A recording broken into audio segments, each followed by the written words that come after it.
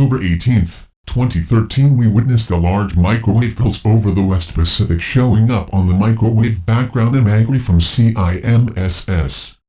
On top of Typhoon Francisco, on top of Tropical Depression 27, today, October 20th, we now have Tropical Depression 28.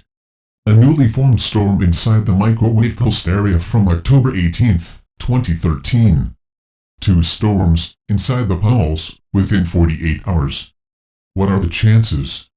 Latest 72-hours microwave pulse. Multiple tropical storms form along microwave pulse area. Watch the previous video made here explaining Tropical Storm 27's formation. The video above can be summed up as such. Within 24 hours of the pulse occurring, a new tropical system developed directly inside the pulse area epicenter, forming a new storm currently called Tropical Depression 27.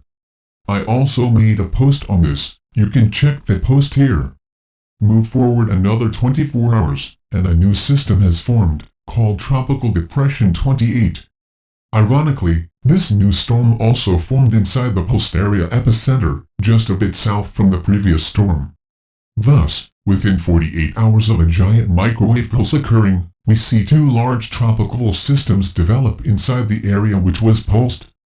Make note, in the picture below, or in the animation at the beginning of this article, you can clearly see the ripple effect in the pulse as it is transmitted.